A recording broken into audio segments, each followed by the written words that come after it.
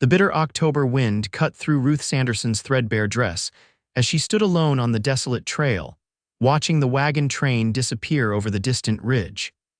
Her tears had long since dried, replaced by a hollow numbness that matched the empty horizon stretching before her.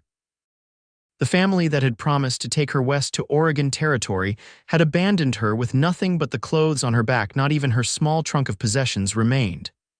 "They said I was bad luck," she whispered to the vast emptiness of the Wyoming Territory, 1873. "3 deaths since I joined them in independence." The accusation still stung, though Ruth knew she had nothing to do with the fever that took the youngest Blackwell child, or the snake that bit their uncle, or the accident that claimed their cousin. The setting sun cast long shadows across the prairie. Ruth shivered, hugging herself against the growing chill. 20 years old and alone in the wilderness, too far from the last settlement to turn back, too far from anywhere to go forward. The night would bring freezing temperatures, and without shelter or supplies, she knew her chances were slim. A distant thunder caught her attention. Not thunder hoofbeats. Ruth's heart quickened as she squinted toward the sound. A lone rider approached from the east, his silhouette growing larger against the crimson sky. Fear and hope warred within her. In these territories, a stranger could mean salvation or something far worse for a woman alone. The rider slowed as he approached, and Ruth could make out a tall figure atop a sturdy chestnut horse. The man wore a wide-brimmed hat pulled low, a long duster coat flapping in the wind. "Madam," he called, his voice deep but gentle, "you're a mighty long way from anywhere to be standing alone." Ruth raised her chin, trying to project a confidence she didn't feel. "My traveling party decided they no longer required my company." The stranger dismounted with fluid grace, keeping a respectful distance. In the fading light, she could see he was younger than she'd first thought, perhaps mid-20s, with keen blue eyes that assessed her situation quickly. "They left you here, with winter coming on," disbelief colored his words. "They believed me cursed," she said simply. After the 3rd death, they wouldn't listen to reason. He removed his hat, revealing dark hair that curled slightly at the edges. "Jesse Ryder," he introduced himself. "Heading back to my homestead near Fort Laramie." "Ruth Sanderson," she nodded, still wary. "I was bound for Oregon." Jesse glanced at the darkening sky, then back at the shivering woman. Without hesitation, he unbuttoned his heavy coat and shrugged it off. "Take my coat," he said, holding it out to her.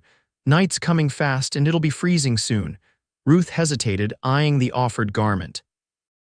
"I have nothing to give in return." A small smile crossed his weathered face. "Not asking for payment, Miss Sanderson." When she still hesitated, he stepped closer. "Look, I've got a warm shirt and vest underneath. You've got nothing but that summer dress, please." Ruth reluctantly accepted the coat, drawing it around her shoulders. The warmth from his body still lingered in the fabric, and the smell of leather, horse, and pine enveloped her. "Thank you, Mr. Ryder." He nodded once, then looked thoughtfully at the trail ahead. "Fort Laramie's 3 days' ride from here. You can't stay out in the open." He paused, seeming to weigh his words carefully. "I've got a small cabin. It's not much, but there's food and shelter. You're welcome to stay until you sort out your next steps." Ruth studied his face, searching for deceit or ill intent, but finding only concern in his clear gaze. Still, she'd heard too many stories of women led astray by seemingly kind strangers. "That's very generous, but I hardly know you, Mr. Ryder." Jesse nodded, understanding her caution. "You'd have the cabin, I'll sleep in the barn." He reached into his saddlebag and withdrew a folded paper. "Here, my land deed, signed by the territory registrar. I'm not some drifter or outlaw." Ruth took the document, surprised by his willingness to offer proof of his identity. The official seal and signatures looked legitimate. "What about my reputation? A woman alone with a man she's just met." Jesse looked thoughtful, then reached a decision. "Take my name too." Ruth blinked, certain she'd misheard. "I beg your pardon, take my name," he repeated. "We'll tell folks you're my wife. Just until spring when the wagon trains start again. Your reputation stays intact, you have shelter for the winter, and come spring you can continue to Oregon with my blessing." Ruth stared at him, speechless. "You're proposing a false marriage to a complete stranger." "I'm proposing a solution that keeps you alive and respectable." He gestured to the vast emptiness surrounding them. "Out here, being alone is a death sentence. Being together means survival." The practicality of his offer was undeniable, yet Ruth remained hesitant. "Why would you do this for someone you don't know?" Jesse's eyes darkened slightly. "3 years ago, my sister was traveling to California. Her party abandoned her in Nevada territory during a dispute. No one stopped to help." He didn't need to finish the story. Ruth understood. "I'm sorry," she whispered. "I couldn't help her," he said quietly, "but I can help you." The last light was fading from the sky.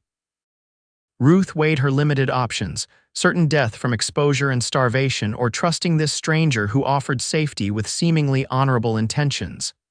"If I agree," she said slowly, "there would be conditions." Jesse nodded. "Name them." "This arrangement remains in name only. When spring comes, you'll help me join another wagon train, and if at any time I feel unsafe, the agreement ends." "Agreed on all counts," Jesse said without hesitation. "I give you my word." Ruth drew a deep breath. "Then I accept your offer, Mr. Ryder." "Jesse," he corrected, the hint of a smile returning. "If you're to be my wife, you should use my given name." "Jesse," she repeated softly. He gestured to his horse. "We should get moving. There's a small settlement about 3 hours' ride where we can stop for the night. Tomorrow we'll continue to Fort Laramie, get our story straight, and then head to the homestead." As Jesse helped Ruth onto his horse before mounting behind her, she was acutely aware of the strangeness of her situation. The strong arms that reached around her to hold the reins belonged to a man she'd met less than an hour ago, a man who now, to the world, would be her husband. The journey to the settlement passed mostly in silence, broken only by Jesse's occasional comments about the terrain or warnings about rough patches ahead. Despite her exhaustion, Ruth remained alert, still not entirely convinced of her safety. They arrived at a small cluster of buildings just as night fully descended. The modest inn had only one room available, a fact that made Ruth tense until Jesse quietly arranged for a cot to be brought up. "I'll sleep there," he assured her once they were alone in the room. "You take the bed."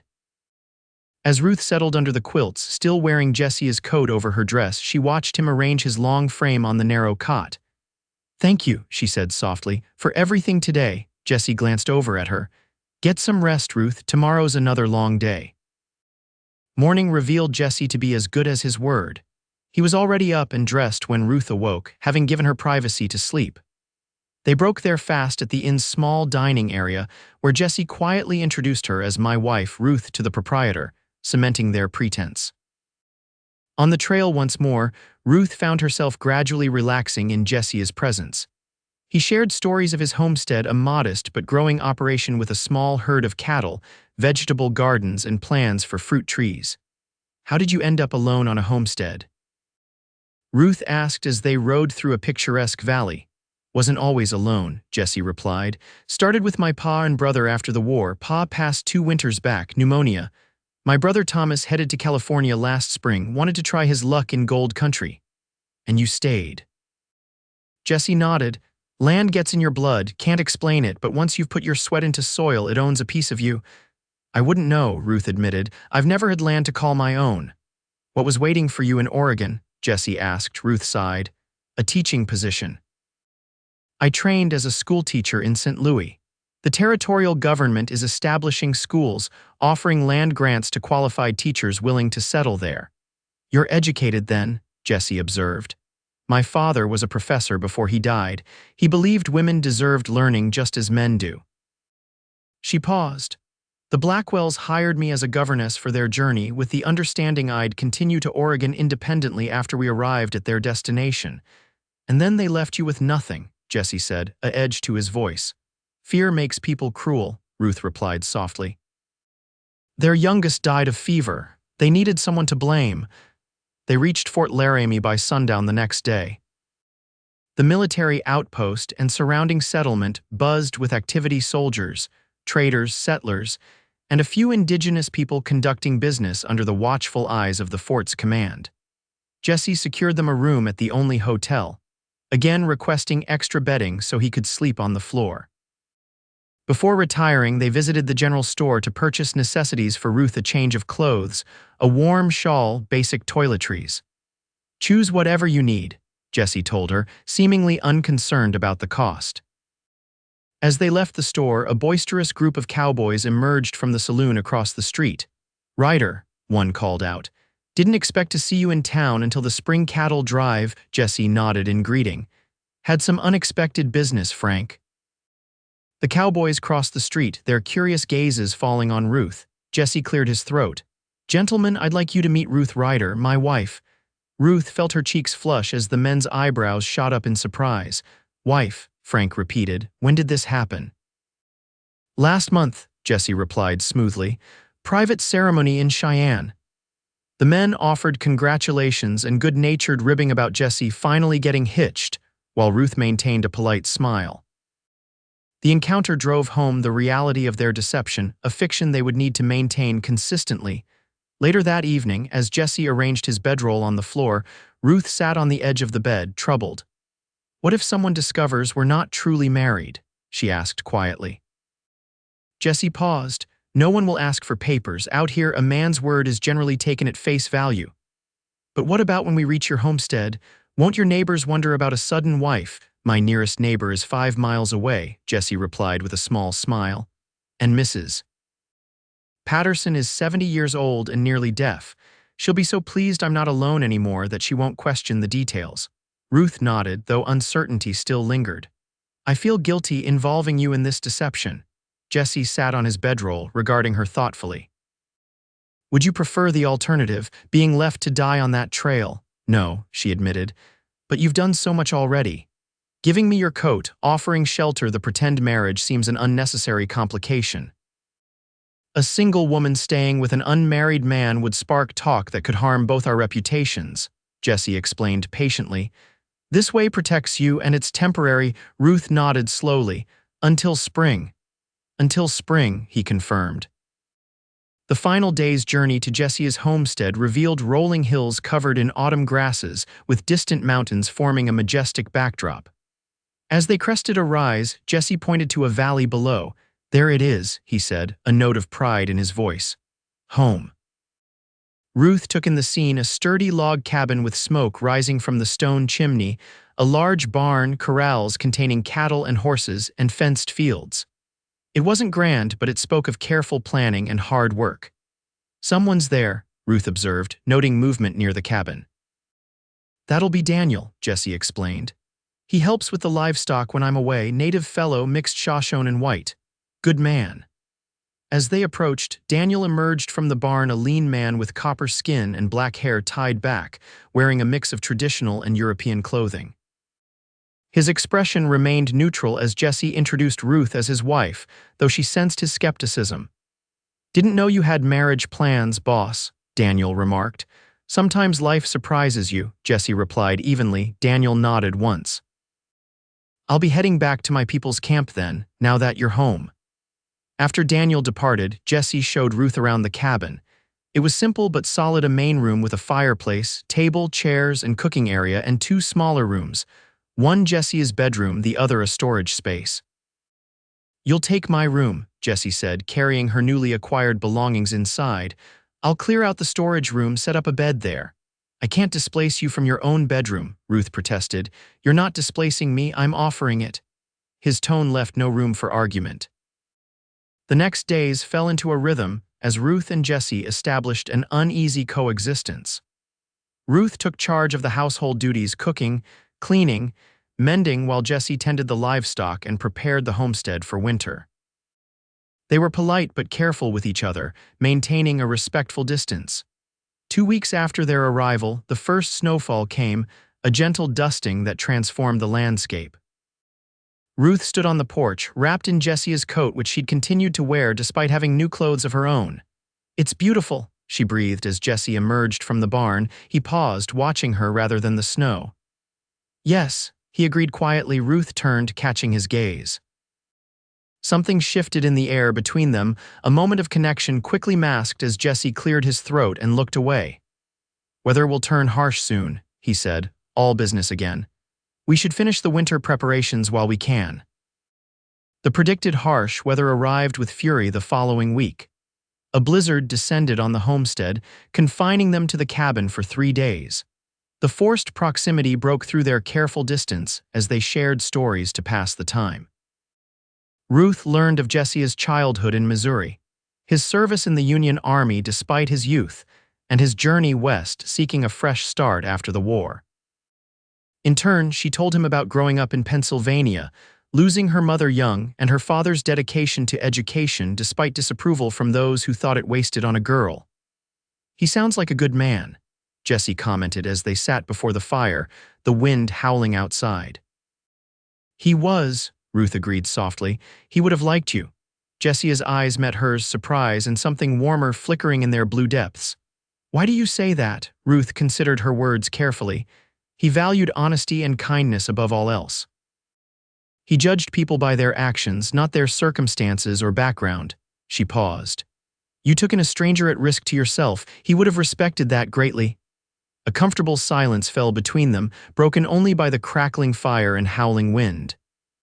When the storm finally broke, they emerged to a transformed world, pristine white as far as the eye could see, with snowdrifts taller than Ruth herself in places. Jesse worked tirelessly to clear paths to the barn and check on the livestock, while Ruth kept the home fires burning and prepared hearty meals to sustain them through the labor. Working together against the elements forged a partnership neither had anticipated. Jesse began teaching Ruth about ranch life, how to care for the animals, preserve food, and identify signs of changing weather.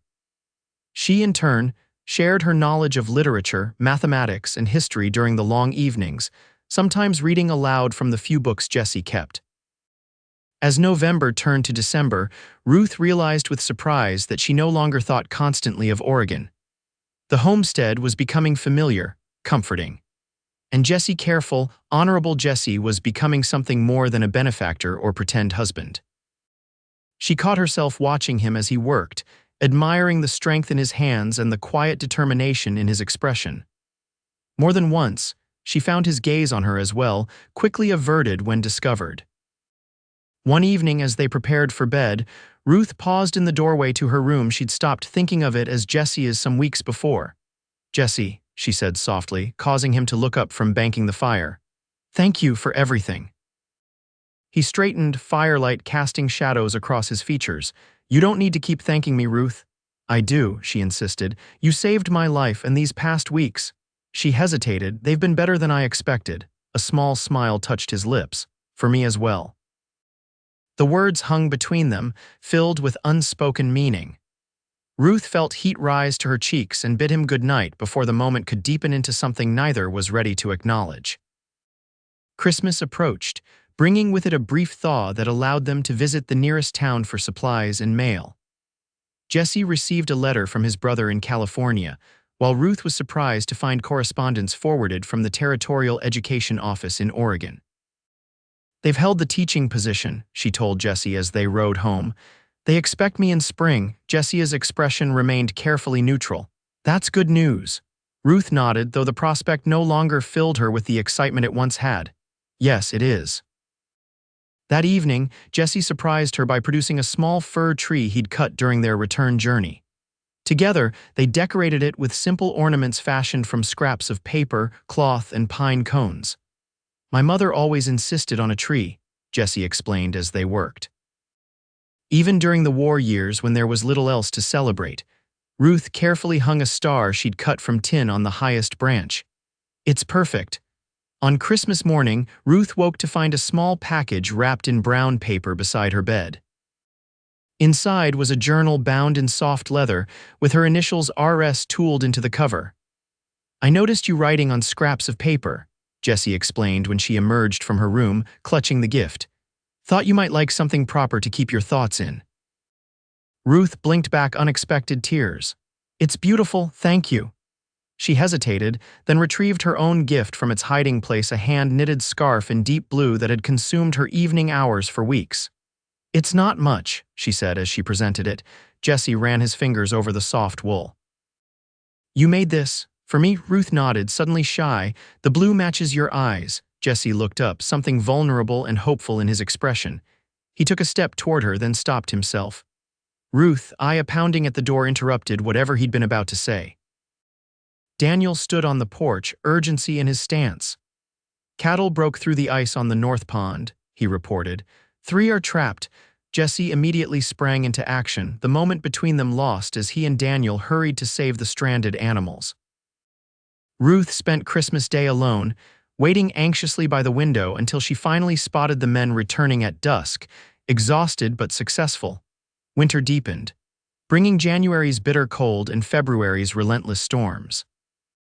The forced intimacy of their isolated existence continued to erode the careful boundaries between them. Ruth found herself dreading spring's arrival even as she marked off days on the calendar Jesse had given her. One evening in late February, as a particularly violent storm battered the cabin, Jesse returned from checking the animals with news that troubled him. "Wolves," he said grimly, hanging his snow-covered coat by the door. "Getting bolder. Found tracks right up to the chicken coop." Ruth handed him a steaming cup of coffee. "Are the animals safe? For now." He took a grateful sip. "But I'll need to stand watch tonight."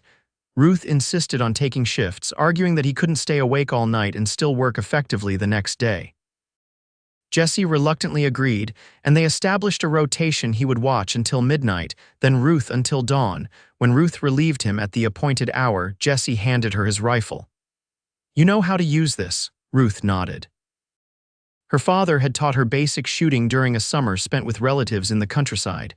"Point and pull the trigger, keeping the barrel steady." Jesse smiled slightly. "There's a bit more to it than that."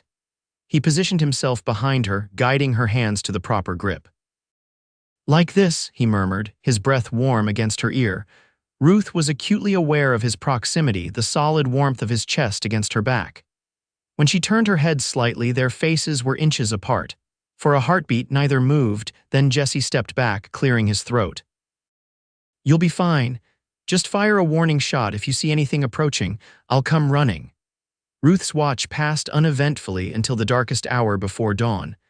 A movement at the edge of the cleared area caught her attention, several shadows slinking through the snow toward the barn.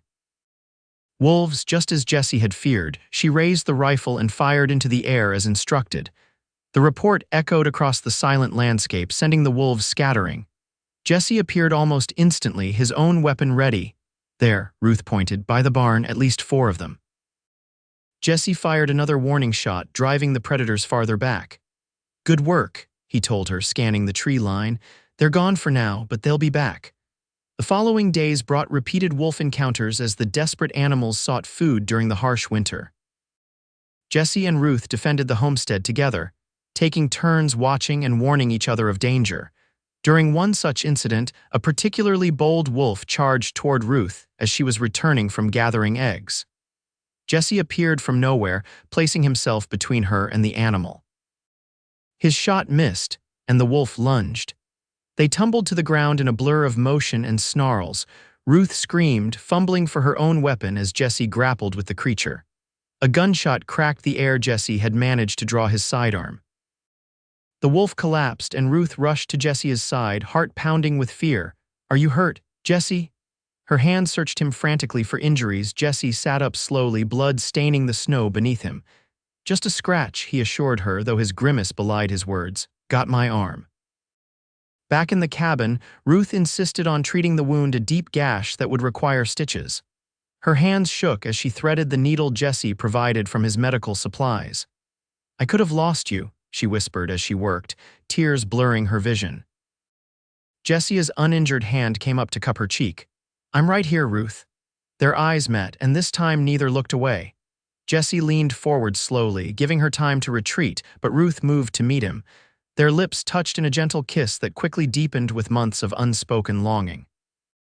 When they finally parted, Ruth rested her forehead against his.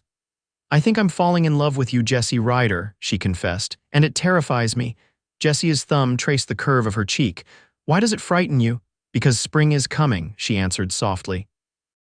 "And with it, all our promises about Oregon and temporary arrangements." Jesse took her hands in his. "What if those arrangements changed? What if you stayed?" Ruth's heart leaped at his words. "As your actual wife, you mean?" "Yes," Jesse said simply. "I know it hasn't been long, but I've never been more certain of anything. I love you, Ruth. Not out of obligation or circumstance, but because of who you are."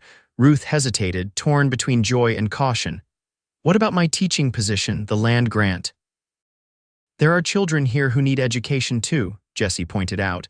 We could build a schoolhouse on our property, apply for territorial funding, he smiled. This land is as much yours now as mine. I've watched you fall in love with it just as I did. He was right, Ruth realized. Somewhere between survival and partnership, between gratitude and friendship, she had fallen in love not just with Jesse, but with the life they'd begun to build together. Yes, she whispered, a smile breaking through her tears. Yes, I'll stay. I'll be your wife, your real wife.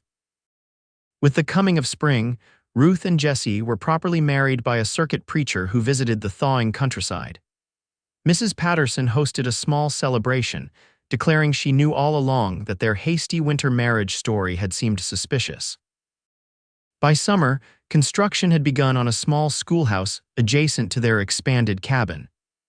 Ruth wrote to the Oregon Territorial Office, declining their position but offering to establish educational correspondence with whoever took her place. To her surprise, they responded with official recognition of her new school and a modest stipend to help with supplies. On the anniversary of the day they met that fateful October evening when Ruth stood abandoned on the trail, Jesse presented her with a document. "What's this?" she asked, unfolding the official-looking paper.